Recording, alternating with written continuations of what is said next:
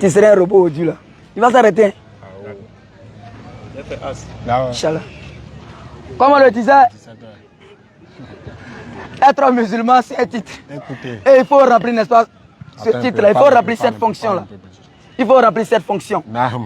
Et cette fonction-là a des principes. Et quand on parle de principes, on parle de règlement. Et quand tu entends règlement, ce sont des règles. L'islam a des règles. Et si tu ne veux pas appliquer ces règles-là, tu n'as qu'à libérer le tabouret. Ça c'est clair. Ça c'est clair. On ne te force pas à être musulman. Mais si tu es musulman, tu dois savoir que l'alcool t'est interdit. Si tu es musulman, tu dois jeûner le mois de Ramadan, 30 jours ou 29.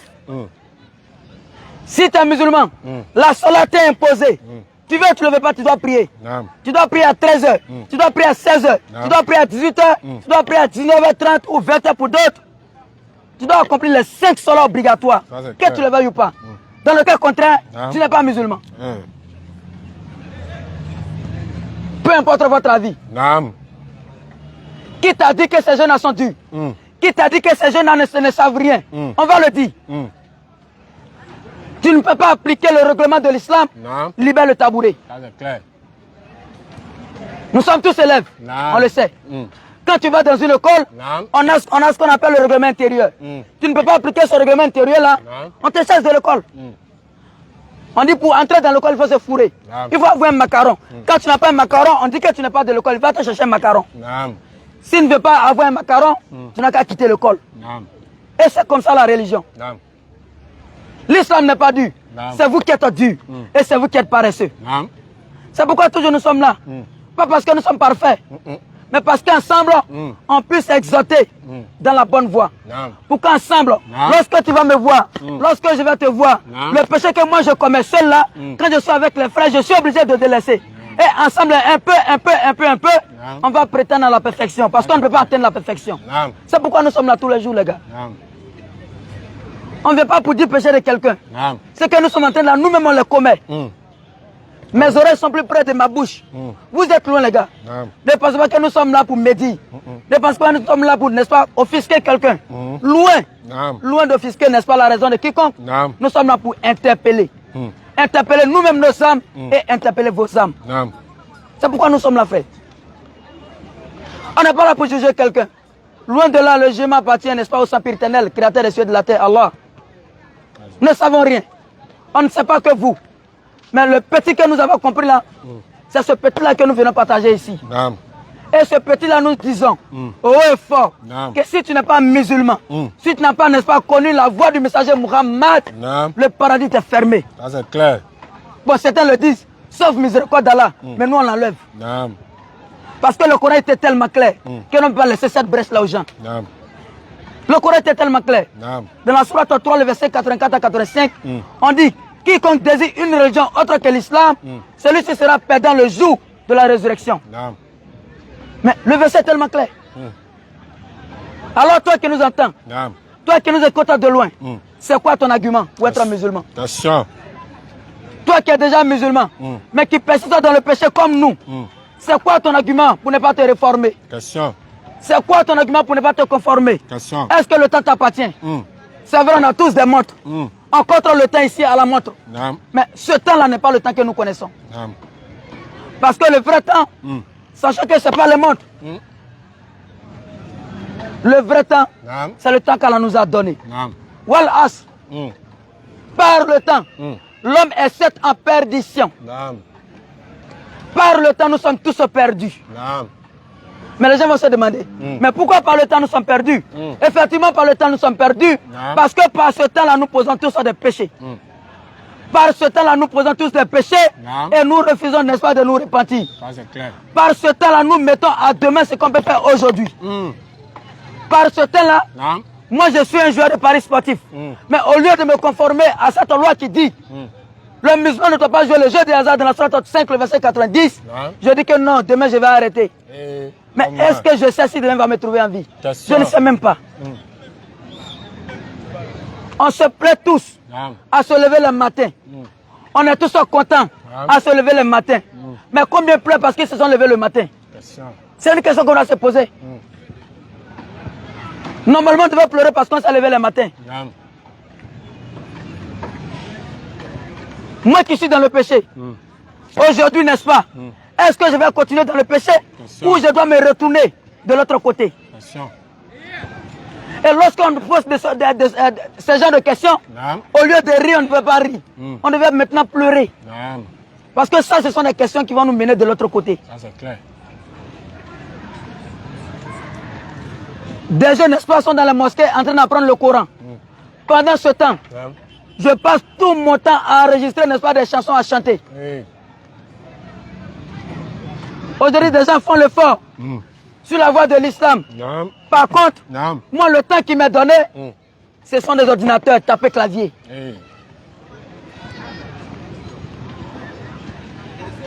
Pendant que des gens sont en train d'enseigner leurs petits frères, moi, je cours derrière les oustas. Et je cours derrière les oustas, pas pour dire, oustas, est-ce que ça est bien ou ça n'est pas bien? Parce que ça, c'est bien. Il faut suivre les oustas. Ils ont des spécialités. Chacun a son domaine. C'est bien de les suivre. Poser des questions pour comprendre. Mais souvent, on les suit, pas pour comprendre. On le suit, n'est-ce pas, pour avoir des richesses pour nous-mêmes. Chers frères et sœurs, ce n'était qu'une juste intro. Ce n'était que, n'est-ce pas, pour mettre un peu d'eau dans la bouche, les remuer et les verser. Parce que c'est maintenant que nous allons manger. Et ici, la nourriture, elle n'est pas physique parce que nous sommes jeunes, mais la nourriture, elle est plutôt spirituelle. Cette nourriture-là qui va profiter à notre âme, c'est ce don. C'est cette nourriture-là que notre âme a besoin. La parole incréée d'Allah. Et cette parole-là, je vais laisser le temps à notre frère afin de nous édifier. Si ce, salam alaikum mon frère. Amin. Bismillah lazi la yadurru ma ismihi shay'un fil ardi wala fis sama wa huwa samiul alim. Amin. Wa qul jaa al haqq wa zaqa al batil. Écoutez. Inal batila kana zahuqa. Parole de vérité. Wa nunazzilu min al Qur'an ma huwa shifa wa rahmatun lil mu'minin wa la yazidu zalimina illa khasara. Dis la vérité, l'islam est apparu. Oui. Et l'erreur a disparu. C'est clair. Car l'erreur n'a pas d'autre choix que de disparaître. Oui. Elle a dit qu'elle avait descendu du Coran pour ce qui est une guérison. Pour le cœur. Et une miséricorde pour le cœur. Et une miséricorde pour ceux qui croient en Allah. C'est clair. Mais cela ne fait qu'accroître les injustes en perdition. C'est clair. Mon frère a parlé, mon frère a prêché. Et il a dit beaucoup de choses. Et tout ce qu'il a dit se résume à un seul verset. Dans la sourate 16, le verset 78. Voilà, il dit Wallahu akhrajakum min butun ummahatikum la ta'lamuna shay'a wa ja'ala lakum as-sam'a wal absara wal af'ida Allahu Akbar la'allakum tashkurun. Il dit Allah vous avait sorti du ventre de votre mère, dénué de toute science. C'est-à-dire que lorsqu'Allah nous a menés au monde par l'intermédiaire de nos parents, lorsque nous sommes venus au monde étant enfants, Allah a dit qu'on était dénué de tout savoir. Personne même ne connaissait son prénom. L'enfant même qui est l'enfant ne connaît même pas son papa. C'est clair. Il ne connaît pas ses frères, il ne connaît pas ses soeurs. Allah a dit qu'on est dénué de tout savoir. Mais qu'est-ce qu'Allah a fait? Allah nous a donné les yeux. Il nous a donné les oreilles pour qu'on puisse entendre. Il nous a donné une seule chose qui est fondamentale. Il nous a donné l'intelligence. Écoutez. L'intelligence afin de pouvoir discerner ce qui est bon et ce qui est mauvais. L'intelligence afin de pouvoir faire la différence entre le péché et ce qui est autorisé. La différence, l'intelligence doit faire la différence entre ce qui est obligatoire et ce qui n'est pas obligatoire. Pouvoir faire la différence entre ce qu'Allah nous ordonne et ce qu'Allah nous interdit. Et après avoir connu tout ça, Allah a dit que pourquoi? Afin que nous soyons reconnaissants. C'est clair. La reconnaissance vis-à-vis d'Allah. C'est clair. Allah nous a donné un grand cadeau.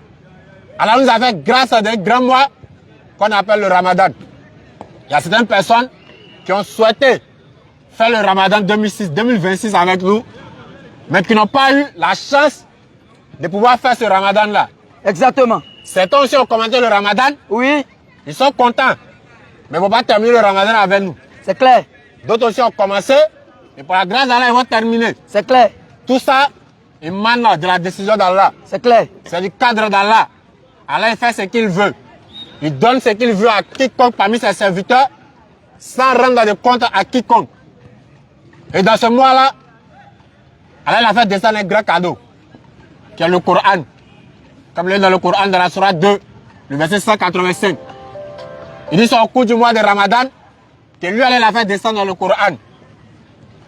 Le Coran qui vient guider la vie de l'être humain. Le Coran qui vient mettre la différence entre ce qui est faux et ce qui est vrai. Le Coran qui vient nous permettre de distinguer entre la lumière et les ténèbres. Le Coran qui vient nous démontrer, qui vient nous présenter celui-là même qui est le véritable Dieu créateur des cieux et de la terre. Exactement. Le Coran qui vient nous parler de l'histoire véritable des prophètes et envoyés. Et c'est dans ce Coran-là qu'Allah parle de la religion qu'il a agréée. Et cette religion n'est rien d'autre que l'islam. Raison pour laquelle nous sommes présents dans les rues à chaque fois, afin de venir interpeller les gens, afin de venir appeler les gens à venir embrasser cette noble religion-là. Oui. Qui n'est rien d'autre que l'islam. Nous invitons tout le monde à venir prendre le train en marche. Le train qui conduit vers le paradis et le train qui conduit vers le salut. Et ce train n'est rien d'autre que le train de l'islam. Et nous invitons tout le monde à venir suivre la voie du prophète, à venir suivre le dernier prophète et messager envoyé de la part d'Allah, qui n'est rien d'autre que Muhammad alayhi salatu wassalam. Paix et bénédiction sur lui. Qui est venu avec l'islam en dernière position. Parce qu'avant lui, l'islam existait. Tous les prophètes ont pratiqué l'islam et en dernière position, Allah avant Muhammad alayhi salatu wassalam avec l'islam.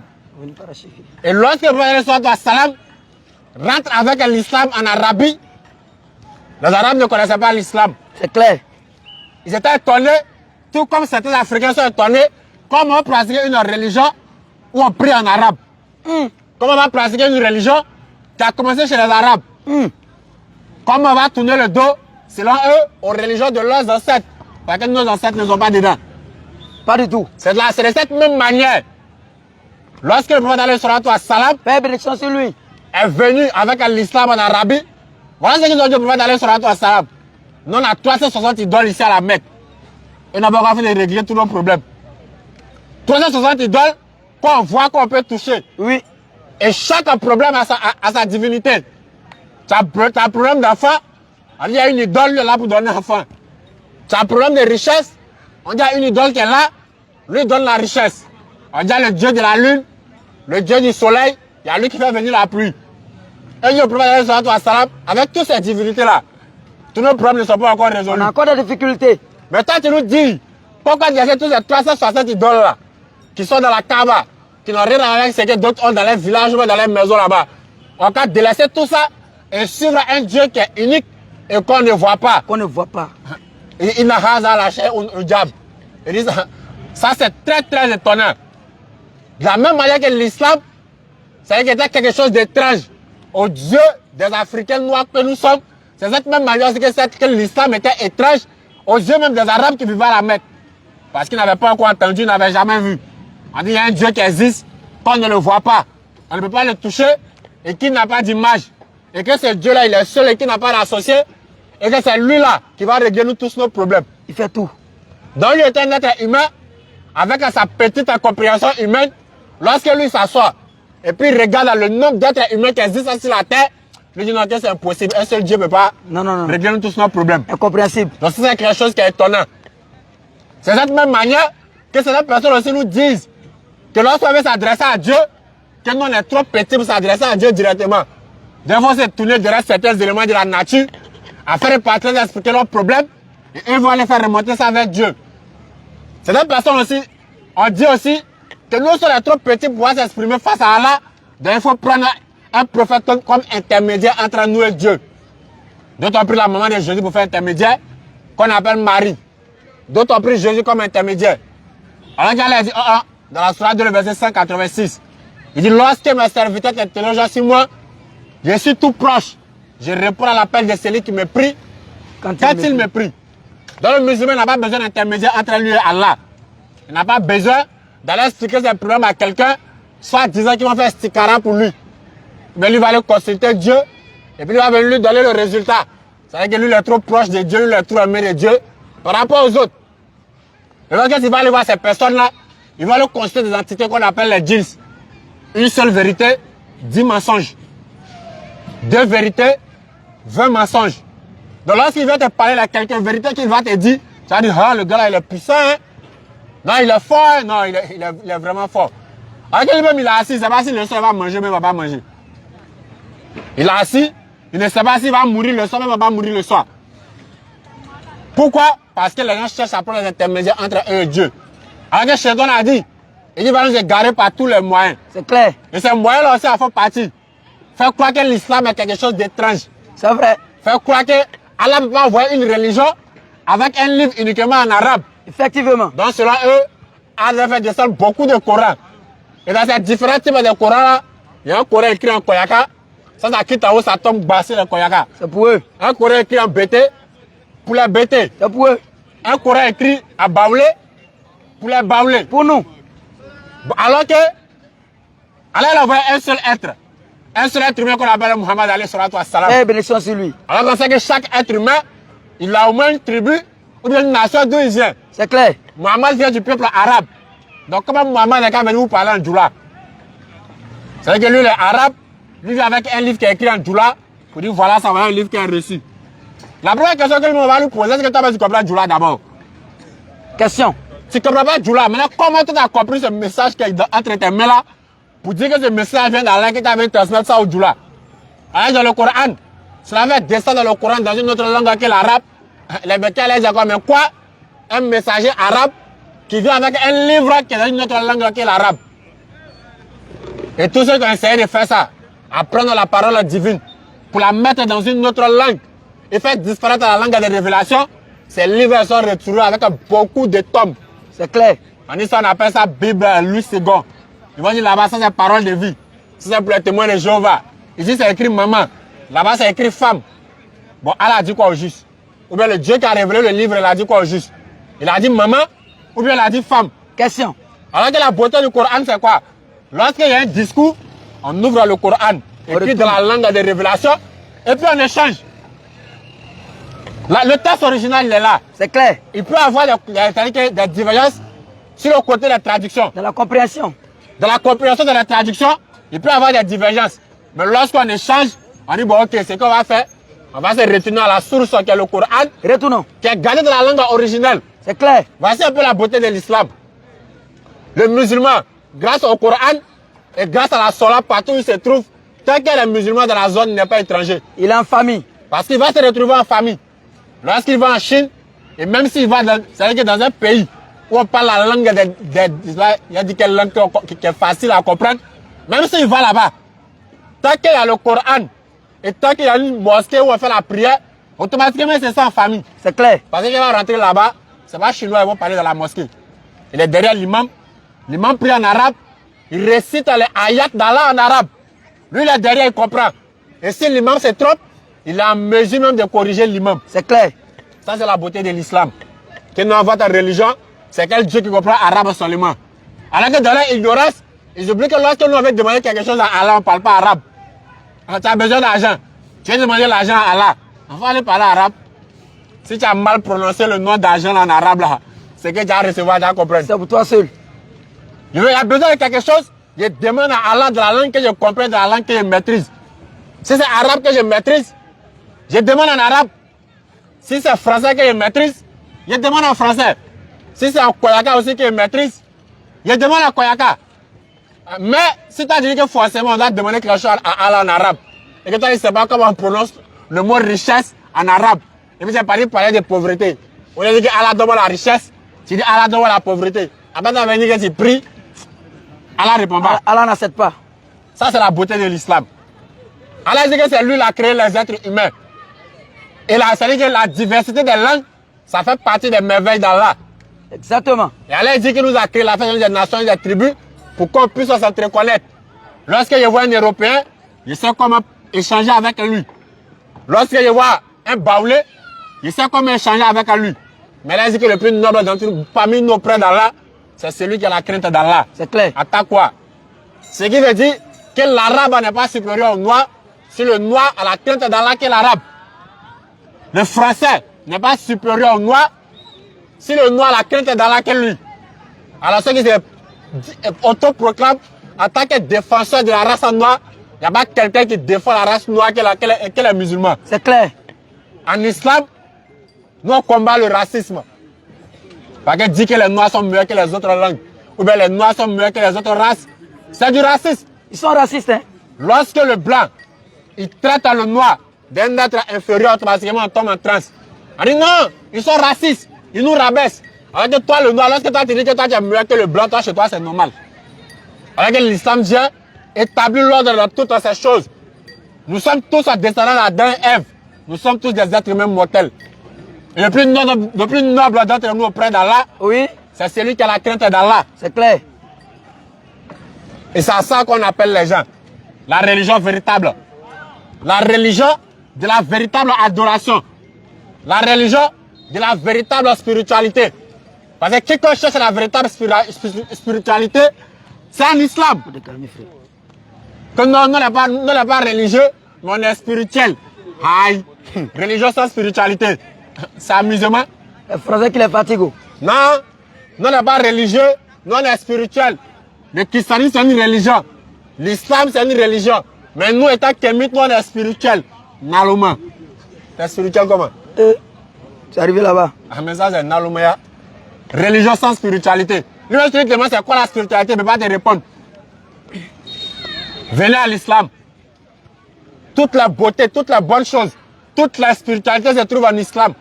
Raison pour laquelle le musulman, partout où il est, c'est ça à l'aise. Parce que l'islam, c'est le mode de vie qui passe dans tous les pays et sur tous les continents. Ça, c'est l'islam, pas de civilisation. Il n'y a qu'une civilisation au-dessus de la civilisation d'Allah. Quiconque a bien compris l'islam et pratique bien l'islam, lui n'a pas de problème avec quelqu'un. C'est clair. Il va donner le droit de ses voisins partout où il se trouve. Donc ça va lui permettre de rester en harmonie avec ceux avec qui il vit. Son entourage. Parce qu'il ne va pas faire du mal à quelqu'un. Il est dans son coin, il adore Allah. Il ne fait pas de corruption aussi. Parce qu'ils ont travaillé normalement, il vient à la maison. Il n'a pas de problème avec la police. Ça, c'est le musulman. Le véritable musulman. Le musulman, c'est qui? C'est lui, alors si Allah lui donne un cadeau. Lorsque Allah lui offre un trésor, au lieu de se plaindre, il est plutôt reconnaissant. Ça, c'est ceux à qui de un, Allah t'a fait la grâce d'être musulman. Allah t'a fait la grâce de voir le mois de Ramadan. Maintenant, il te plaint. Pourquoi Ramadan, là, c'est pas jeudi? Pourquoi c'est vite arrivé? Bon, si toi, tu meurs mercredi, que toi, tu as quoi à avoir à faire de Ramadan là encore? C'est fini. Non, est-ce qu'on ne peut pas laisser un peu Ramadan jeudi et puis non, mercredi, après les dernières nourritures, tu as mangé. Ah, subhanallah. Pourquoi eux? Une seule nourriture, c'est une seule journée sans manger. Automatiquement, lui commence à prononcer tout type de paroles. Non, pourquoi on ne pousse pas Ramadan là, un peu devant là-bas? Non, pourquoi on ne peut pas un seul jour? Ça, c'est de l'ingratitude. Parce qu'il y a certaines personnes qui auraient préféré voir le Ramadan. Mais eux, le destin, c'est que le cadre d'Allah les a rattrapés. C'était prévu que lui meure avant le Ramadan et Allah a retiré son âme avant le Ramadan. Si lui avait la possibilité de revenir jeûner le Ramadan comme toi, il allait courir pour venir. Exactement. Mais toi, comme Allah t'a laissé en vie, il t'a donné le souffle de vie, tu respires, tu es en bonne santé, tu peux jeûner. Donc toi, tu te plains pour qu'on n'a pas repoussé un peu devant. Pourquoi ce bonheur-là? Bon, c'est pour ça que le Ramadan était jeudi, et puis toi, tu mourras aujourd'hui. Tous les bienfaits, le mois de miséricorde, le mois d'amour, le mois de bonus qu'Allah a fait pour les croyants, toi, tu allais sortir sans. Parce que c'est le mois où même l'homme le plus grand gâté du quartier, il se rappelle d'Allah. Il se range. Toi, tu te demandes, mais lui, là, ange est descendu chez lui ou bien. Tellement il devient droit. Ça, c'est la parole d'Allah. Le mot l'a fait descendre dans le Coran. Le livre de la miséricorde. La miséricorde d'Allah descend 24 heures sur 24, 7 jours sur 7. Toi, tu te plains pour qu'Allah t'a donné cette miséricorde-là. Alors que quand tu te dis que mardi bonus c'est mardi, c'est pas pour ne pas mardi bonus là mercredi. Faut dire non, pousser mardi bonus là un peu. Mais ça, il voit, c'est palpable devant lui. Mais comme il ne voit pas la récompense du Ramadan, alors que le prophète nous a dit dans la discours aussi, voilà, il dit que toutes les actions du fils d'Adam sont pour lui. Mais le jeûne, c'est pour Allah. C'est Allah seul qui donne. C'est Allah seul qui connaît la récompense du jeûneur. Elle le mérite. Personne, c'est-à-dire que personne ne peut noter. C'est-à-dire que même les anges, ils sont petits pour noter les récompenses d'un jeûneur. On te donne ça cadeau, toi tu te plains. Il y a des gens qui font les postes. Subhanallah, mais lui on la goro un peu. Pour eux, l'islam, c'est devenu un jeu. Regardez un peu la beauté de l'islam. Allah te donne un mois. Pendant 30 jours, ça descend sur ta miséricorde comme miséricorde. Toutes tes bonnes actions sont multipliées. Pardon, si pardon. Le shaitan même est affaibli. Deux fois, ils m'ont dit que le shaitan est attaché dans le mois de Ramadan. Mais comment c'est fait-il qu'encore, il y a certaines personnes qui font le péché dans le mois de Ramadan. Qui la pousse à faire ça? Allah a dit, l'âme est incitatrice au mal. C'est clair. Et à chaque fois que tu commets le péché laisse une trace sur ton cœur. Ça laisse une trace sur ton âme. Donc même si chez toi on est attaché, la maladie de péché que tu as là, c'est pas encore guéri. Donc Allah envoie le mois de Ramadan comme guérison pour nous, comme outil de purification. Partout où tu passes, c'est Islam. Partout où tu passes, c'est Allah. Même si tu es le plus grand pécheur du monde, ou bien le plus grand ignorant du monde, tu sais que ce mois-là, il y a quelque chose qui est arrivé, il y a quelque chose qui se passe. Effectivement. C'est ce qu'Allah nous a donné. Et quand ce mois-là, il arrive, Allahu Akbar. C'est-à-dire que tout est grâce, tout est miséricorde. Prière nocturne, rupture. C'est-à-dire qu'on se rassemble. Tout ça, ça fait partie de la miséricorde d'Allah. Dans la joie. C'est-à-dire que lorsque l'heure de la rupture arrive, tu vois ton frère, tu es content, tu vas le saluer. Tout ça, c'est la miséricorde d'Allah. Mais comme on n'est pas reconnaissant, on se plaint. Pourquoi cette miséricorde nous a trouvé en vie? Tu allais trouver Allah là-bas. Soyons des musulmans reconnaissants vis-à-vis des grâces d'Allah. Et nous demandons à Allah aussi de faire que nous puissions profiter des grâces du Ramadan. Parce qu'un seul Ramadan est suffisant pour faire rentrer quelqu'un au paradis. Exactement. Il y a un artiste qui a mis le mois dans l'habitude de citer. Lorsque l'ange, le prophète sallallahu était assis à ses disciples, et puis il a fait Amin 3 fois. Après, les disciples sont allés lui demander. Parce qu'ils savent que le messager d'Allah, exactement. le prophète ne faisait rien sur le fait de la passion. Tout ce qu'il faisait, c'est que ça avait un sens. Mais ils sont allés le voir, mais ya Rasulallah, on t'a vu en train de faire Amin 3 fois. Qu'est-ce qui se passe? Le prophète sallallahu l'a dit. Il dit, Djibril est venu me voir. Et il a fait les invocations pour moi. Et chaque fois qu'il fait les invocations, il disait, il faut dire Amin. Et il disait Amin. Et parmi ces choses-là, il y avait quoi parmi ces invocations-là? C'est lui seul. C'est lui qui a eu un seul Ramadan. Et que Ramadan n'a pas été cause d'entrée pour lui au paradis. Qu'Allah le maudisse. Le prophète a dit Amin. Amin. Bon, imagine Amin du prophète alayhi salatu wa salam. C'est pas nous, Amin, penché, rempli de péchés. Là. Amin du prophète alayhi salatu wa salam. Puis même. Il dit Amin. Pour quelqu'un qui a eu un seul Ramadan. Et puis ce Ramadan n'a pas été suffisant pour qu'il puisse entrer au paradis.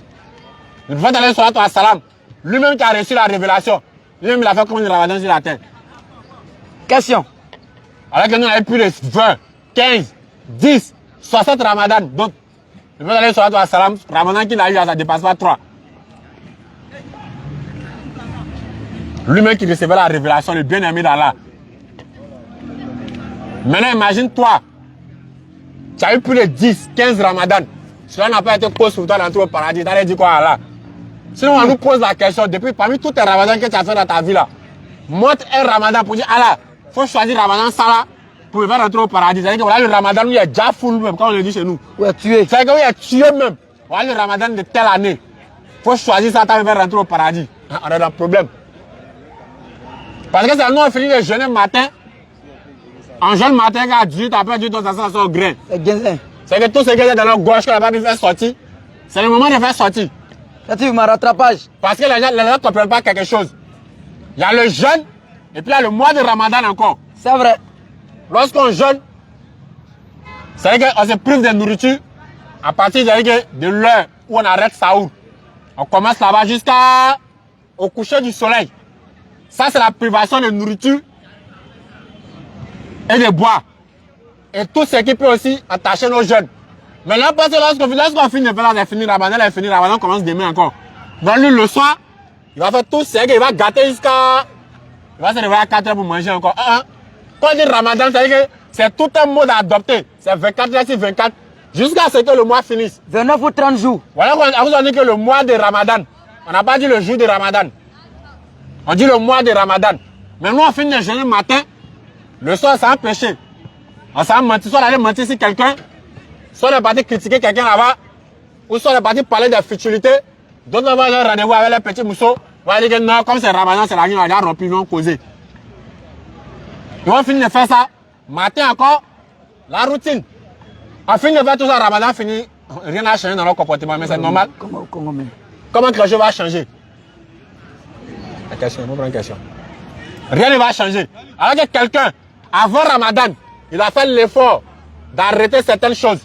Pendant Ramadan, il fait l'effort de respecter Ramadan. Voilà, et toi, après Ramadan, toi, tu vas avoir les traces de Ramadan sur toi. C'est clair. Ça ne pas. Quelqu'un qui a fait Ramadan confortablement et convenablement, respecté, il fait l'effort, le djihad, de faire ce que, jusqu'à la limite de sa force. Quand Ramadan finit, lui-même, il sait que, ouais, moi, lui-même, il sait un changement en lui. Mais, quelqu'un, c'est vrai que lui, Ramadan est comme les autres mois pour lui. Matin, bon, comme tout le monde jeûne. Le soir, on s'assoit au grain, on est dans les péchés. Matin, encore tout le monde, personne ne mange. Donc nous aussi, on ne mange pas. Le soir, il y a un rhum jeune, on fait ça encore dans les bêtises. Ramadan ne va avoir aucun effet sur toi. Alors que dans Ramadan, chaque minute, chaque seconde est précieux pour avoir l'agrément d'Allah. C'est clair. Parce que c'est pas sûr que tu vas avoir autre Ramadan. Donc lorsqu'Allah te donne un Ramadan, profite au maximum de ce Ramadan-là. Faut en profiter. Tu sais le Coran, si tu lisais, c'est que si tu descendais le Coran une seule fois dans l'année, dans le Ramadan, il faut descendre ça 2 fois. Faut multiplier. Multiplie. C'est-à-dire que faire plus que tu ne faisais les autres mois. On n'a pas dit qu'Allah existe Ramadan seulement, hein, parce que les adorateurs du Ramadan. Lui, c'est quand Ramadan arrive, lui, sa crainte d'Allah vient. Quand Ramadan ça va, il oublie aussi qu'Allah il existe. Allah n'est pas le Dieu de Ramadan. Allah il existe avant Ramadan, il existe pendant Ramadan et il existe après Ramadan. Donc Allah il est là. Le Ramadan, c'est un mois. Ça commence, c'est un début et c'est une fin. Alors que Allah il est éternel. Il n'a pas de début et lui n'a pas de fin. C'est vrai. Donc il ne faut pas attendre Ramadan seulement pour se souvenir d'Allah. Profitons au maximum de Ramadan. Parce que ce n'est pas sûr que tu vas avoir Ramadan prochain. C'est même pas sûr que même tu as terminé Ramadan en vie. Donc chaque jour qu'Allah te donne, c'est une grâce. Profite de ton Ramadan. Dans tout ce qui est utile. Si tu ne sais pas lire le Coran, va écouter le Coran. Il y a les tafsirs de la mosquée partout. Va écouter le tafsir. Ça sera bénéfique pour toi. Au moins, le Coran que tu récites, tu vas connaître la signification. Tu vas connaître où le Coran est venu, comment c'est arrivé et comment certains versets sont descendus. Pourquoi on a fait descendre certains versets sur le prophète d'aller sur la salam. Tout ça on enseigne dans le coin de tafsir. Profite de ton Ramadan dans les prières nocturnes. Tu vas passer toute ta vie à dormir. Faut attendre. Quand Allah va retirer ton âme, tu as bien dormi. Dans le dunya, on ne dort pas. On dort un peu, on prie un peu, on travaille un peu. C'est-à-dire que tout dans le juste milieu. Matin, on va se chercher. Quand il y a de prier, on va faire la salade. C'est vrai. La nuit, lorsqu'on doit dormir, il y a le moment de dormir, et on donne une partie à Allah. Effectivement. Mais ça vous fait 2 rakats seulement pour aller te coucher. C'est beaucoup. Mais tu ne peux pas passer toute la nuit à dormir. Lorsqu'on mourit, on dormit. La journée, tu dors. La journée, tu dors. La journée, c'est coma artificiel. Quand il se réveille matin, il finit, mais ça ouvre.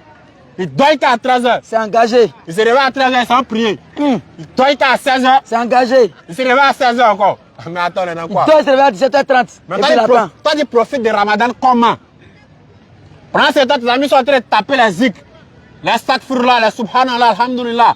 Wallah, ilaha illallah, Allahu akbar. Les istighfar à gauche, à droite.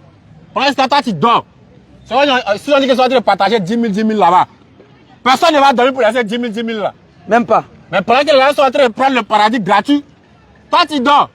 Pendant que les gens sont en train de lire le Coran, toi, tu dors. Il ronfle. Pendant que les gens sont en train d'écouter les tafsirs à gauche et à droite, toi, tu dors. Pendant que les gens sont en train de faire les aumônes, chercher la satisfaction d'Allah, toi, tu dors. Alors que si on dit qu'ils sont en train de partager l'argent là-bas, tu n'as jamais accepté que ton ami pas te prendre pour te laisser. Mais s'il laisse les gens prendre le paradis, pendant que toi, tu dors. Attends, comme je le dis, attends, après la mort, tu as dormi.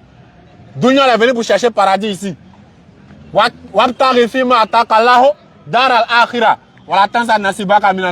juste milieu. Un peu de dunya, un peu d'akira. on colle les deux, ça passe. Tu t'en cherché ton, ça veut dire de quoi survivre dans le licite, dans le halal. Quand tu finis, tu fais aussi pour Allah. Normalement, là quand tu gagnes ici, tu gagnes de l'autre côté. Voilà, ne nous amusons pas avec le Ramadan. Parce que si le Ramadan est passé et que toi tu n'as tiré aucun profit de Ramadan, voilà, tu es le plus grand des perdants. C'est clair. C'est une seule fois dans l'année. Ça veut dire que le Ramadan va finir cette année-là. Ça veut dire que l'année prochaine encore. Faut attendre encore. Pour l'année prochaine encore, c'est pas sûr qu'on sera là.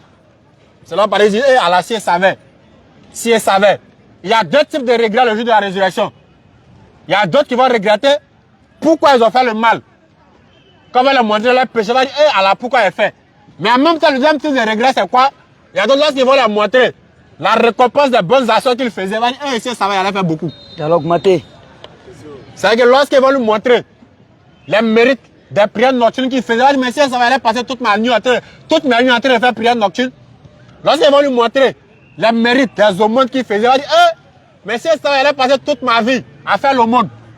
Lorsqu'ils vont lui montrer les mérites des invocations, des zikrs qu'il faisait, il va dire, mais si ça va aller passer toute ma vie en train de faire les zikrs. Profitons du Ramadan pour ne pas que nous soyons parmi ceux qui vont regretter le jour de la résurrection. Mais les mercredis, pourquoi il n'est pas dedans? Et le regret là, sera quoi? Pourquoi ils n'ont pas été musulmans? Parce que quiconque n'est pas musulman, il n'y a pas de salut pour lui. La porte lui est fermée. Maintenant, toi le musulman, tu meurs. Sur la bonne voie, ton regret sera quoi? Si ça va, il allait faire plus. Si ça va, il allait t'assiger dedans. Si ça va, il allait faire plus que ce qu'il a fait. Parce que le paradis, c'est degré, degré. C'est-à-dire que, même si moi, j'ai eu cuisine de paradis, c'est bon. Quoi? Comment cuisine? On vise le sommet, toi, c'est cuisine, tu cherches. Ben, imagine, tu rates cuisine, là, tu as tombé où? Ah! Tu rates la cuisine. Tu as dormi dans le couloir? Jardin des gens, terrasse. Faut viser le haut sommet. On veut du place. C'est ça le même moment, quand tu vois les gens rentrer dans le Jonathan Firdaus, c'est-à-dire, si ça va faire beaucoup, pour qu'ils puissent aller là-bas, c'est comme ça. Ton frère c'est du quartier. Allez, concurrencez-vous dans les bonnes œuvres. C'est clair. Voilà la meilleure des concurrences. La concurrence dans la prière. Quel type de concurrence? Là-bas, j'ai prié pour montrer aux gens que c'est moi qui prie. Lorsque tu vois quelqu'un prier, ça te plaît. Tu as envie de faire comme lui, tu as envie de faire plus que lui pour avoir l'agrément d'Allah. C'est ça on parle. C'est clair. Là-bas, lorsque toi t'arrêtes au quartier, tu prends une note, tu déposes au milieu de la route. Tu tapes au moins 10, c'est vrai que 10 dans la file. Le plus grand musulman. Tout le quartier, ça va que Moral, il est prié, il prie, en papa de ça. A bien écouté. Concurrencez-vous dans les bonnes œuvres. Lui, il sait lire le Coran. C'est pas lire le Coran. Hein. Il m'apprend à lire le Coran. Comme lui. Pas pour que les gens disent qu'il sait lire le Coran, mais pour avoir l'amour d'Allah, pour avoir l'agrément d'Allah. Concurrencez dans les bonnes œuvres. Et encore plus dans ce mois de Ramadan là. Parce que personne n'est sûr qui va avoir autre Ramadan. Personne n'est sûr qui va avoir autre Ramadan. Là, c'est le moment de profiter. Quand on nous signale qu'il y a des questions, Inch'Allah, on prend les questions. Ah, c'est Ramadan et ça monte. 17h, 17h. Anonyme. Une question anonyme. Ah. Voilà. On a un frère musulman qui me réussit savoir pourquoi. Tiens. Souvent on fait 30, souvent on fait 29. Ok. La question du frère c'est pourquoi Ramadan? Souvent c'est 30. Souvent c'est 30. Souvent c'est 29. Comme on le dit, en islam, on jeûne le mois de Ramadan. Et comme on le sait, un mois, soit c'est 29 jours, soit c'est 30 jours. Voilà pourquoi souvent on fait 29. Si le mois est 29 jours, on fait 29 jours. Si le mois est 30 jours, on fait 30 jours. En islam, on ne compte pas les jours au travers du soleil. Le calendrier islamique, il est lunaire. Donc l'apparition d'une nouvelle lune, ça marque le début du mois. Ça disparaît. Donc lorsque la lune apparaît encore, ça marque le début d'un nouveau mois. Donc n'est plus dans l'ancien mois. Donc c'est après 29 jours que la lune a apparu le 30e jour, c'est que le mois de Ramadan est fini. Si ça apparaît pas aussi le 29e jour, on complète le mois à 30, et puis le 31e jour, on rentre dans un nouveau mois. Donc voilà pourquoi on fait 29 ou bien 30. C'est pas nous on décide, mais c'est le mois. Et ça fait partie encore des merveilles et c'est-à-dire que des beautés, des merveilles d'Allah. Si on peut dire ainsi, ça fait partie des miracles d'Allah, Inch'Allah. Je voulais profiter, Rabbi Shrah li Sadri, Yassir li Amr Wahlul Uqdatan min Lisani Yafqahu Qawli. Amin. Profiter de sa réponse et de la question pour faire une petite précision, parce qu'il y a trop de complexité sur Internet parmi les membres de notre communauté. Naam. Vous allez voir des musulmans assis avec des non-musulmans en train de dire, ah, Kozim là aussi, vraiment, comment même ils font, et puis depuis là, ils ne décident pas, surtout quand on va arriver vers la fin là. Quand ça sera l'approche de la fête, vous allez voir des extravagances que des soi-disant musulmans vont proférer en accusant les institutions islamiques ou des dévanciers de la religion, comme si c'est eux qui décident quand la lune doit apparaître. Il a dit, c'est le croissant lunaire, c'est le calendrier lunaire qu'on utilise en islam. Et il y a 12 mois dans le calendrier lunaire, tel qu'il y a 12 mois dans le calendrier solaire, qu'on appelle grégorien. Mais seulement la différence, c'est que le calendrier lunaire, c'est le cycle de la lune. Et ce cycle-là, il avance. C'est-à-dire, il recule du calendrier grégorien de 10 à 11 jours. Donc si on a 365 jours dans le calendrier grégorien, dans le calendrier lunaire, on aura environ 354 jours. Environ 354 jours, ou 355 jours en fonction de l'année. Donc il y a ça. Le musulman doit apprendre à connaître ces éléments-là. Pour ne pas paraître ridicule au milieu des non-musulmans et pour ne pas salir ta religion à cause de ton complexe. En voulant suivre la masse, comme les gens disent, les gens essaient de critiquer un peu, ah vraiment, depuis là, pourquoi on ne voit pas la lune? Quand ils sont là, même pourquoi il n'y a pas de date fixe? On te dit c'est le cycle lunaire. Comment veux-tu qu'il y ait une date fixe? On te dit que pour nous là, c'est Allah qui est le maître de la nature, c'est lui qui décide quand on jeûne et quand on rompt le jeûne. Et ça me permet de faire un castor sur ce qui se passe sur Internet. Écoutez. Hier, on m'a envoyé un message, je crois, 2 messages même pour dire, ah, il y a une polémique bizarre, bête qui est sur Internet. Ouais, c'est bête. On dit non, on a vu la lune en Arabie Saoudite, on a vu la lune en France. Donc automatiquement, c'est que forcément, demain, on doit jeûner ici. Mais pourquoi les gens font ça même? Aujourd'hui, l'information n'est plus cachée, chers frères et sœurs de la communauté de Muhammad. Alayhi salatu wa salam. L'information est partout. C'est-à-dire, concernant ces genres d'informations qui n'ont rien à voir avec le fiqh islamique, là, on te permet même d'aller chercher sur Internet. Là, c'est pas un jugement islamique, il faut aller chercher sur Internet. Il faut taper le calendrier lunaire, le calendrier grégorien ou solaire. Tu vas voir un peu la différence entre ces deux-là. Tu vas comprendre que ce n'est pas Kozim qui décide. Ce n'est pas prendre un avion en Saoudi qu'ici on doit forcément voir. Mais le hadith de Nabi alayhi salatu wa salam, il est clair. Jeûner à la vue. On n'a pas dit autre chose, vue. On n'a pas dit entendu. C'est pas pays entendu quand ça dit on a vu, non. Chaque pays observe son cycle, qu'on appelle ça, sa nouvelle lune, qu'on appelle Hilal. Chaque pays observe. Ça dit a vu, oui. Mais sinon on n'a pas vu, on n'allait pas jeûner aujourd'hui. Concernant qu'on appelle ça dans le mois de Zulhijjah, comme on ne doit pas avoir 2 Arafat, donc par consensus, on s'est aligné sur un seul jour pour pouvoir faire cette fête-là, même si dans ça aussi il y a des dissidents. Donc on arrête ces débats stériles, ces débats puérils, ces débats inutiles, ces débats qui ne font que montrer, n'est-ce pas, notre complexité face à notre religion. Donc quand quelqu'un vient te dire ça là, mais pourquoi vous là, il n'y a pas de date fixe? Dis-lui que pour nous là, c'est Allah qui décide. C'est ce qui montre encore que l'islam c'est la religion universelle par excellence. C'est pas la religion où les gens s'asseyent pour dire non. D'ailleurs même cette fête là l'année prochaine, comme il y aura la pluie, on fait ça en février. C'est pas ça en islam.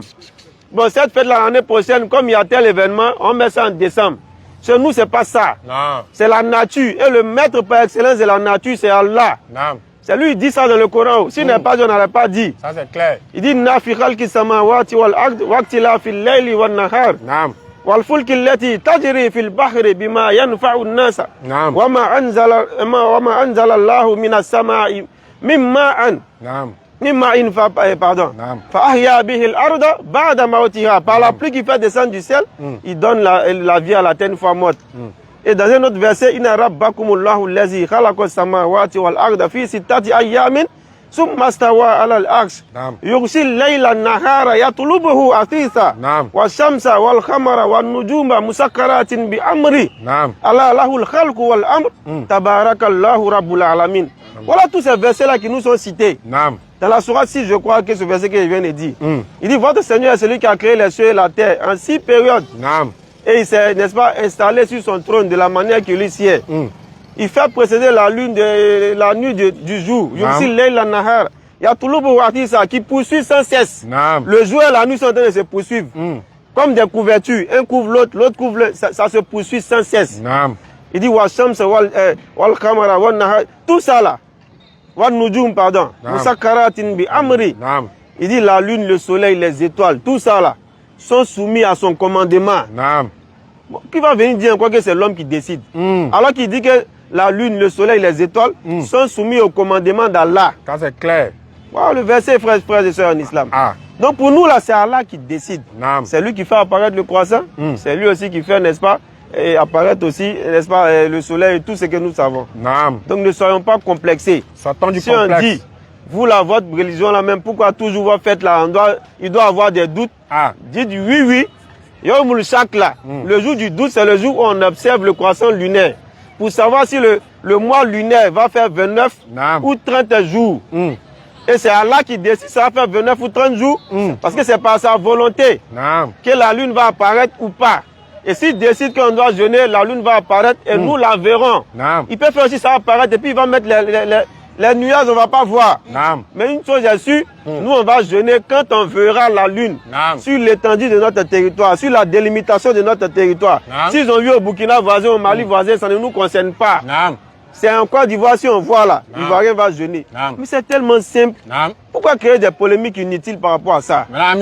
Ajouter un petit truc rapidement. Parce qu'il y a les coupeurs de vidéos en tas. Vous dites quoi encore? Il a dit que le prophète salam, il n'a pas eu plus de 3 ramadans là. Voilà, c'est maintenant ça est descendu là. Logiquement, ils doivent savoir que l'erreur est humaine. Ça peut être un lapsus. Les vidéos sont ciblées. Mon cher, moi, quelqu'un peut dire une saut, alors qu'il sait qu'on dit un. Mais étant lancé, il va dire une, il va dire un chronomètre français. Le président du Code 10 d'une des régions, bon, il n'a pas dit son nom, je ne pas. D'une des régions, on est allé dans une région là-bas, le président du COSIM, les Sunnites là. Il était le président ou le secrétaire exécutif, un truc comme ça. Moi, il m'a montré une vidéo concernant lui-même.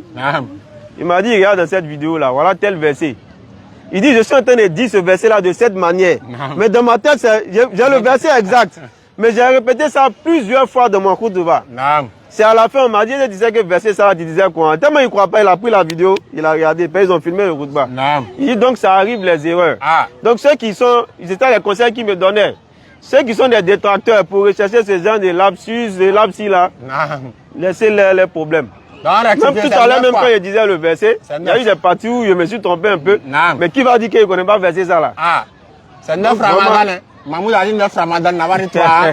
La ligne 9. Vous les laissez, tu as t'es habitué, ils t'ont pas encore mis croix rouge. D'accord. Bientôt tu vas recevoir la croix rouge. Il faut passer par là pour savoir que ta dawa là, ça porte. Quand les vauriens ceux là, quand ils se lèvent pour faire ça, c'est que tu as un impact sur la communauté. Tu as un impact positif. Donc ils se sentent obligés de se frotter à toi pour avoir un peu de lumière. Donc quand dans la compréhension concernant l'histoire de la lune, voilà un peu ce qui est. Sortons du complexe. Si on voit un Saoudien, ça ne veut pas dire qu'obligatoirement on doit jeûner en Côte d'Ivoire. Non. Il faut que nous observons ici. C'est pourquoi Bandoukou, c'est des champions dans ça. Voilà, eux, ils savent observer. Donc quand ils voient Korogo, il nous faut essayer de rentrer dans la danse. Comme ils savent qu'en réalité, eux, là, ils ont une mauvaise réputation, c'est les féticheurs à la base. Mais l'islam est rentré là-bas, alhamdoulilah. Donc voilà, eux aussi ils ont fait un peu, ils ont vu la lune un peu maintenant. Donc on observe, on espère que vers la fin les Koyara vont rentrer en jeu. Voilà. On espère que les Koyara vont rentrer en jeu. Ils vont voir, pour terminer là, ils vont voir, ça c'est clair. Ils sont pressés pour que ça finisse. Quand on doit la connaître, surtout les camarades, ils sont pas bons. Amir, ça va moi, Amir. Mon cher, camarades, on se connaît depuis la base. Bismillah. Prochaine question, modérateur. Tu fais la passe, quoi. Donc, il n'y a pas de question là-bas. Je approche. Donc, alhamdoulilah, je pense que les frérots ont très bien introduit concernant le ramadan. Concernant l'importance du ramadan, on le dit, on le répète, chers frères et sœurs, la mort là, personne d'entre nous n'a un contrat avec Allah pour savoir le jour qu'il est fixé. Il a donné le hadith du prophète alayhi salatu wa salam. Depuis des années, on répète ce hadith là. Parce que la répétition étant pédagogique et parce que le rappel profite aux croyants. Wazakir fa inna zikra tanfa'ul mu'minin. Et rappel, car le rappel profite aux croyants. Ça y est, c'est un Babougou. Ici, c'est tatami. Ici, c'est tatami, je te rappelle. Donc, parce que le rappel profite ainsi aux croyants. Donc nous nous rappelons de ce hadith du prophète alayhi salatu wassalam, où il a dit Amin, Amin, Amin.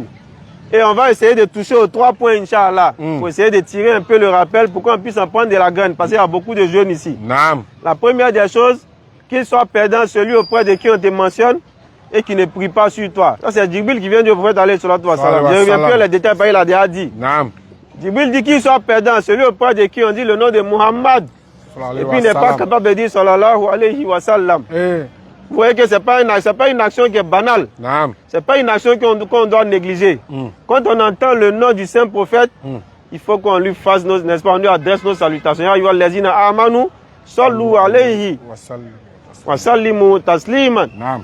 Donc priez sur lui, adressez-lui vos salutations. Donc il faut qu'on le fasse. C'est un commandement d'Allah. Donc qu'il soit perdant, celui auprès de qui on te mentionne et qui n'est pas capable de le faire. Djibril dit Amin, dis Amin, le frère dit alayhi salatu wa salam, Amin. Amin du prophète. On va prendre deuxième, on ne va pas donner dans l'ordre exact, mais on va laisser ce qui nous intéresse le plus pour ce rappel-là en dernier. Et le second élément, les jeunes, ça c'est pour nous. Qu'il soit perdant, celui auprès de qui un de ses parents ou les deux parents atteint la vieillesse et que cela n'est pas la cause d'entrer au paradis pour lui. Subhanallah. Combien de fois nous on ne donne pas le droit de nos parents? Combien de fois on a dit à maman ou à papa, oh le vieux mais il me fatigue trop. Combien de fois le vieux te dit quelque chose et puis il donne d'autres, il fait autre chose. Combien de fois le vieux t'a mis sur la voie droite mais tu t'es entêté à choisir la voie gauche. Subhanallah. Combien de fois, chers frères et sœurs? Combien de fois on a dû sous-casser nos parents? Ça, c'est un djoula, un franc djoula. Combien de fois on a, n'est-ce pas, on a fait pleurer les parents ou on a fait en sorte qu'ils aient de l'amertume dans l'âme au travers de nos comportements, au travers de notre désobéissance vis-à-vis des parents et même au travers de, n'est-ce pas, la désobéissance à Allah. Parce que le père, il a beau te mettre sur le droit chemin, le fils va aller prendre une éducation dehors. Il va aller prendre l'éducation des personnes qui sont dans son entourage. Et malheureusement, il va revenir envers les parents. Ça, c'est du soukassi. Et chez nous, on nous a toujours dit depuis tout petit, c'est même un enseignement islamique, le simple fait qu'un père ou une mère ait de l'amertume à cause d'un enfant, même s'il ne profère pas des paroles de malédiction, c'est des choses qui vont suivre cet enfant-là. Subhanallah. C'est une clarté, chers frères et sœurs. C'est du factuel, c'est colo-colo. Si tu soukassis tes parents, tu auras, n'est-ce pas, les impacts négatifs de cet acte-là sur ta vie. Ça ne ment pas. Et voilà le hadith qui vient confirmer. Celui auprès de qui le parent atteint la vieillesse et que ça n'a pas été une cause pour lui de rentrer au paradis, on dit c'est un perdant. Alors quand on dit perdant, on connaît. Le perdant là, c'est pas simplement celui qui a perdu de l'argent. C'est celui qui a perdu. Il a perdu Akira. Ça c'est la grosse perte. Celui qui a perdu Allah, ça c'est la grosse perte. Et c'est de ça qu'il s'agit. Et en troisième position, il va dire alayhi salatu wa salam. Amin.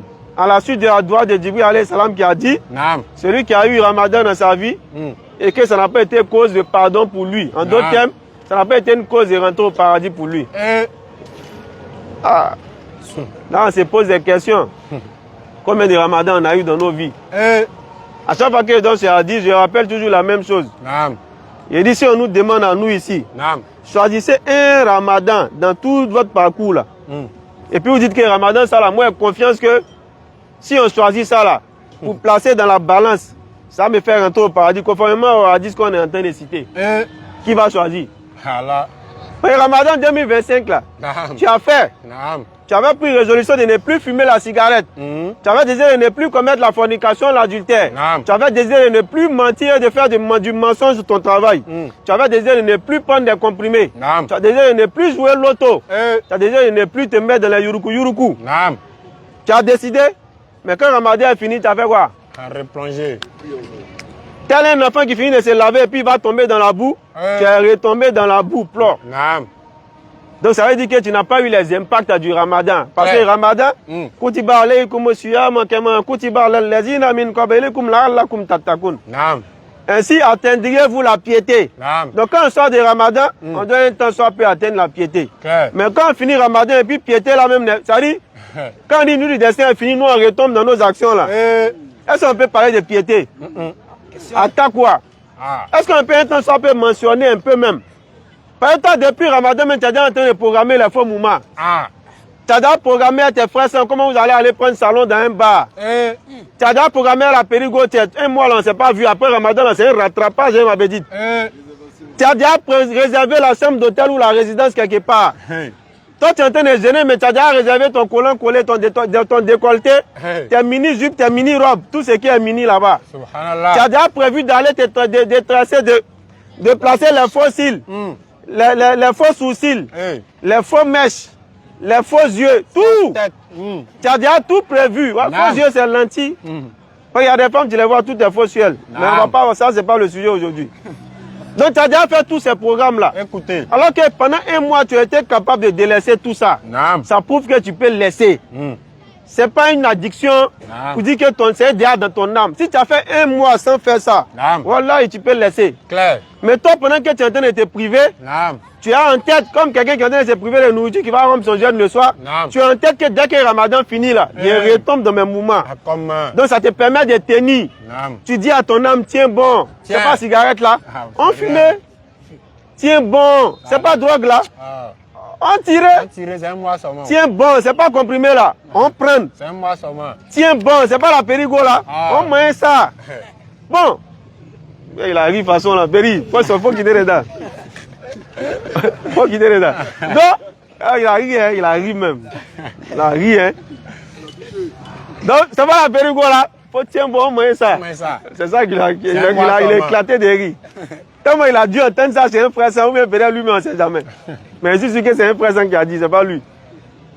Donc, ouais, tu prives ton âme et tu donnes de faux espoirs à ton âme. Tu lui dis, prive-toi pendant un mois, parce qu'après c'est un mois là, on va retomber en tas. Donc, avec tout ça là, est-ce que nous on peut choisir un Ramadan comme étant celui qui va nous permettre de rentrer au paradis, conformément au hadith du prophète alayhi salatu wa salam? Il y a un autre récit du prophète alayhi salatu wa salam. On va ça veut dire que durant tout le Ramadan, on va revenir sur ce hadith et puis sur ce récit. Lorsqu'un martyr est décédé sur la voie d'Allah, et on connaît autant du prophète alayhi salatu wa salam, les meilleures des personnes qui décédaient, alors qu'il y avait le djihad qui consistait à combattre physiquement, c'était ces personnes qui donnaient leur vie pour la cause de l'islam. Parce qu'il faut que le message de l'islam passe, il faut que ce soit transmis quelque part. On dit non, il ne faut pas transmettre. Et ils sont prêts à donner leur vie pour ça. C'est pourquoi même dans la sourate 4, lorsqu'Allah il parle des différents exemples à suivre, il dit « Minan nabiyyin, wa siddiqin, wa shuhada'i, wa salihin ». Donc parmi les trucs qu'il cite là, il commence par les prophètes, le plus haut degré. Minan nabiyyin. Il dit « wa siddiqin », les véridiques. Ça même encore, les prophètes sont les véridiques. Wa shuhada'i. Et qui sont ceux-là? C'est les martyrs. Regardez l'échelle. On place les prophètes, on place les véridiques et on place les martyrs.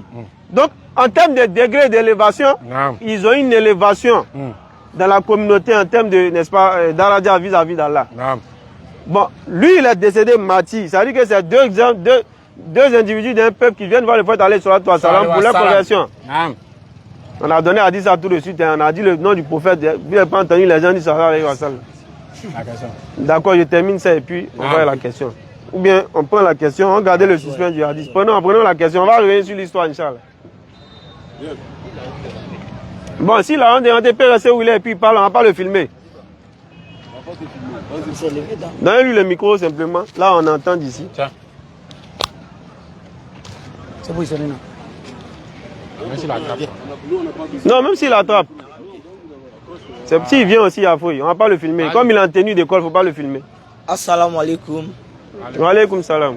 Bon, j'ai une question. Allons-y. Bon, durant la période du Ramadan, si un musulman meurt durant la période du Ramadan, et si Allah va le juger? Et puis ma deuxième question, on dit le Ramadan contient 3 parties.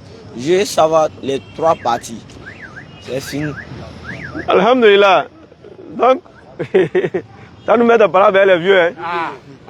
Ah, bon, d'accord, Inch'Allah. La première des choses, c'était concernant le décès pendant un Ramadan. Si quelqu'un décède en Ramadan, si c'était un bienfaisant, il est bien décédé. Si c'était un malfaisant, il est mal mort. Il est mal mort. Vous regardez mal mort même. C'est pas mourir yeux ouverts qui est mal mort. Hein.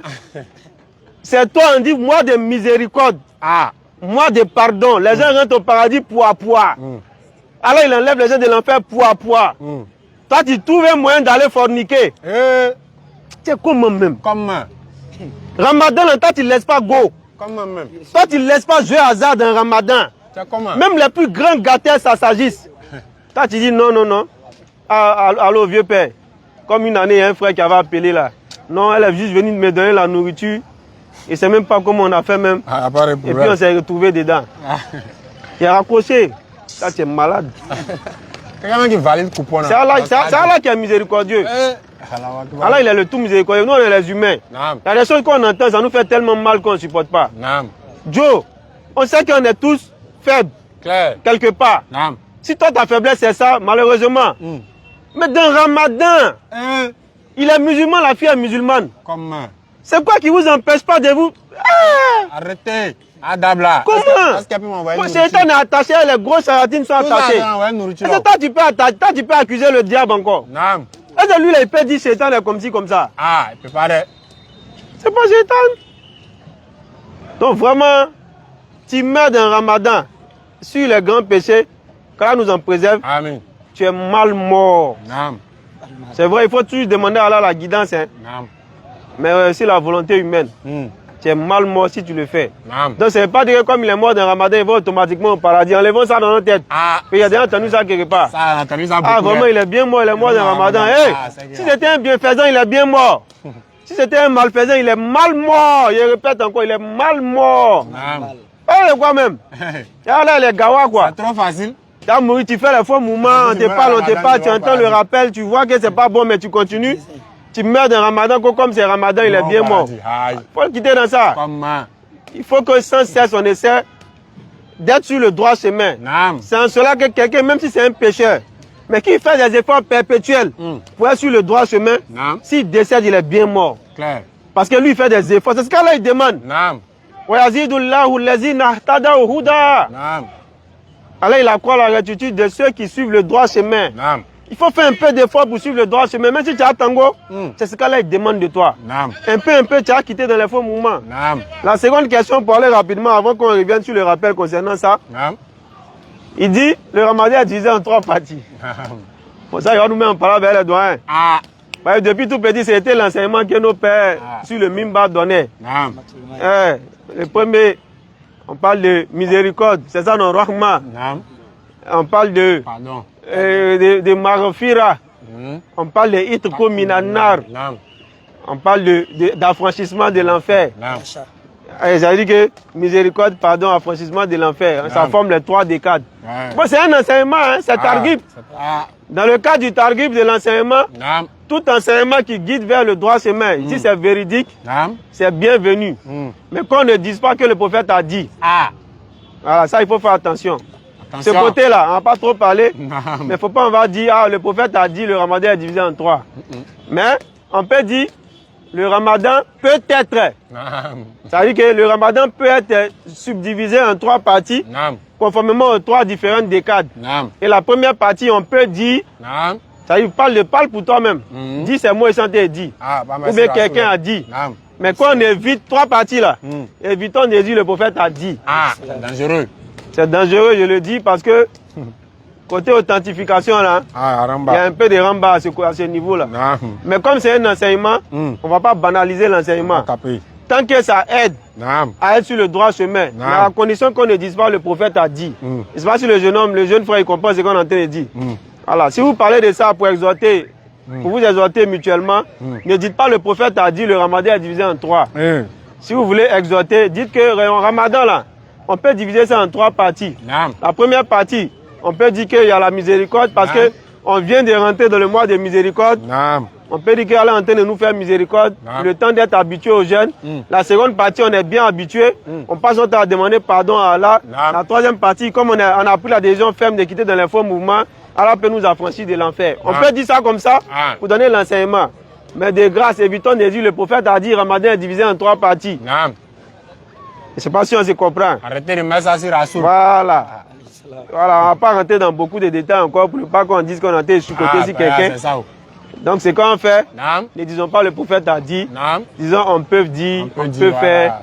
Ne disons pas Allah a dit, ne disons pas que le prophète a dit. Parce que, à la côté d'identification là, il y a un peu de muscle là quoi. Un peu de muscle là. Tout le monde là. Quand on donne la compréhension. Donc faisons attention à ce qu'on dit, surtout concernant le prophète alayhi salatu wa salam. Parce qu'il a dit, celui qui dit une chose sur moi qui n'est pas vrai, qu'il prépare une chaise au l'autre côté. On n'a pas dit ce qui n'est pas vrai, on n'a pas dit pour dire le bien ou pour dire le mal. On dit simplement ce qui n'est pas vrai. Donc avant de dire le prophète a dit, il faut être sûr d'avoir lu et que ce soit authentifié. Même si tu as lu même que ce n'est pas authentique, au moins tu as lu quelque part. Mais ton devoir aussi c'est de vérifier l'authenticité avant de donner l'enseignement. Si c'est par erreur, alors il pardonne les choses par oubli ou par erreur. Mais là maintenant ça a été dit, je crois que ceux qui ont entendu, s'ils veulent faire des recherches approfondies dessus, c'est bienvenu. Nous on est toujours là. Prochainement, si quelqu'un pense que ce qu'on a dit n'est pas ça, il vient les dire là. Si c'est bon, on va prendre Inch'Allah. Voilà. Quand c'est bien fait, il n'y a pas de discussion. Quand on donne la compréhension, il y a quelque chose encore. Donc on continue à le récit. La rupture c'est pour quelle heure? 35, on a un peu de temps ou bien? On s'est exhorté un peu. C'est vrai, il y a d'autres qui ont fui là, ça c'est les sémoufos là. Mais nous qui sommes là, on va s'exhorter un peu. Au moins 5 à 10 minutes pour laisser le temps aux gens d'aller se préparer. Donc, alhamdulillah, on disait le fait d'aller salatu wa salam. Les gens sont venus se convertir à l'islam. En même temps, on y paie, il y a un mouvement. Ça veut dire quoi? On y paie, il y a travail. Ça veut dire qu'ils sont en train d'attaquer la religion. Ils veulent faire en sorte que la parole d'Allah soit en dessous des paroles. Le rôle du musulman, c'est de faire en sorte que la parole d'Allah soit au-dessus de toutes les paroles. Et c'est ce qu'ils ont fait et puis on a reçu aujourd'hui. Donc tu te lèves, tu vas en djihad. C'est ça qu'on appelait les garçons. Vrais garçons. C'était du colo-colo. Non, on ne se cache pas là-bas. On ne restait pas derrière l'écran pour dire Soubo Nolo. Il n'y a pas de couloir.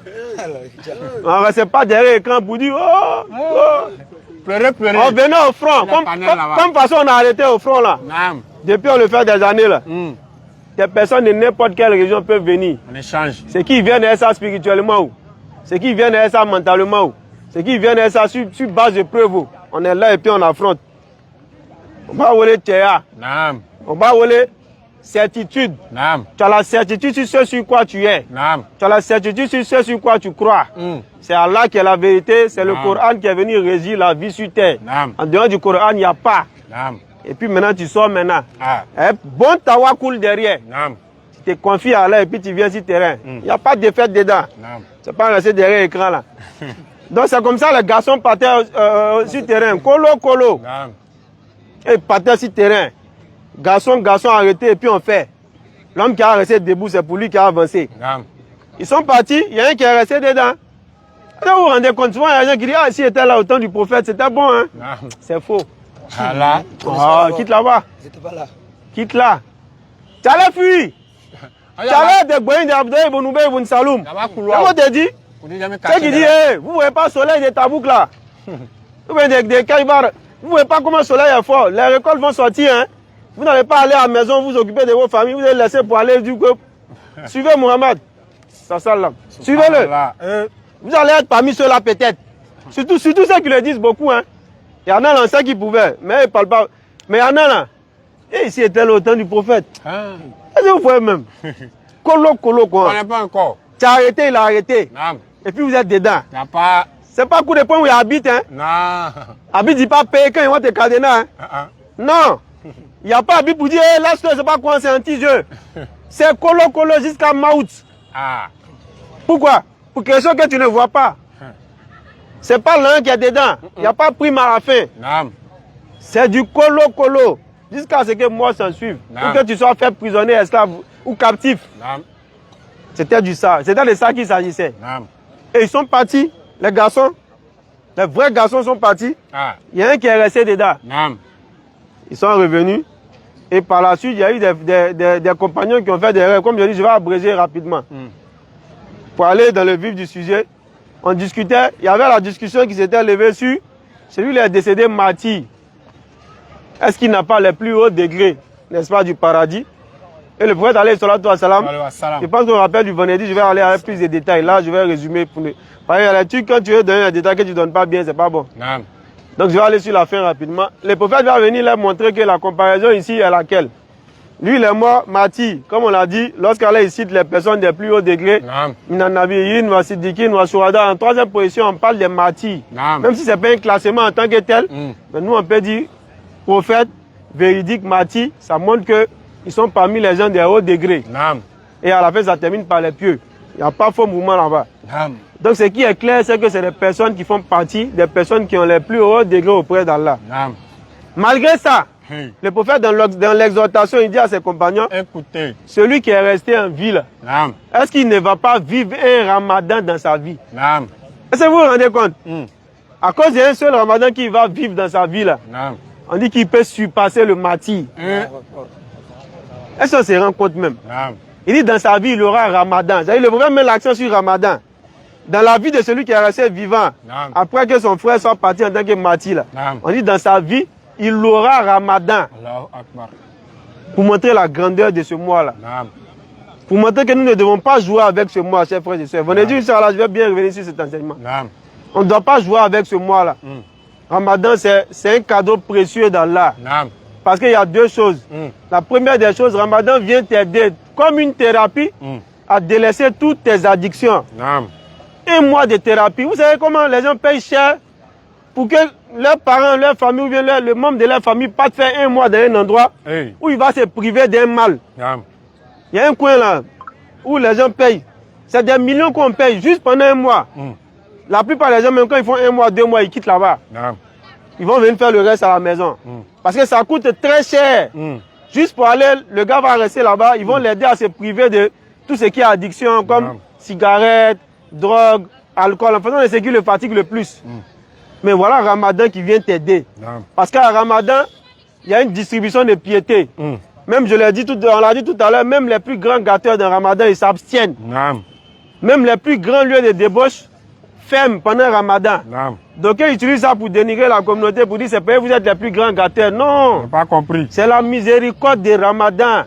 C'est le fait que les sayatines soient attachés. Et puis, ce qui me fait rire, c'est que les gens veulent utiliser ça pour dénigrer la religion en se moquant. Mais vous-même, vous voyez ça. Et puis, vous n'en prenez pas de la graine. Quand Ramadan arrive, même les plus grands gâteurs deviennent doux, ils deviennent calmes.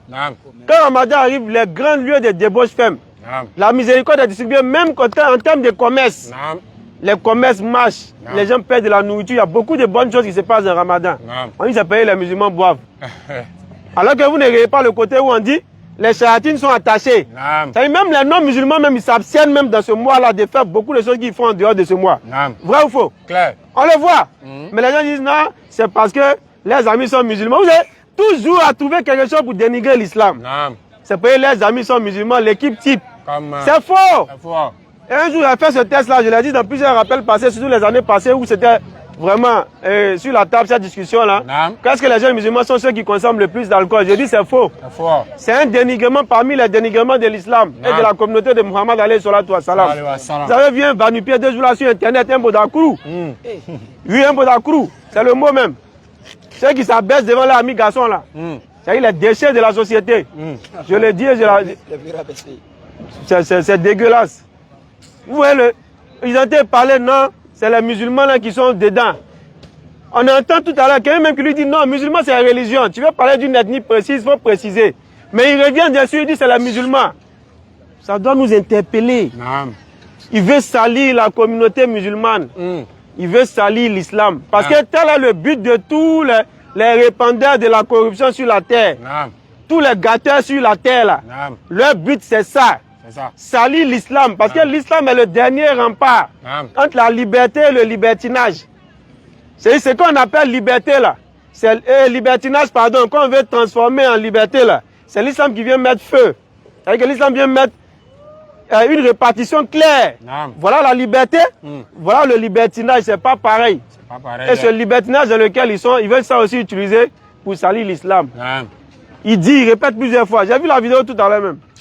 Non, c'est les musulmans qui font bien. C'est les musulmans qui font... C'est l'abomination dont il parle là. Il dit c'est les musulmans là qui font ça bien. Regardez comment il est méchant. Lui, il les a vus prier. Est-ce qu'il les a vus à la mosquée? Simplement, ils ont porté Bazin ou bien Boubou.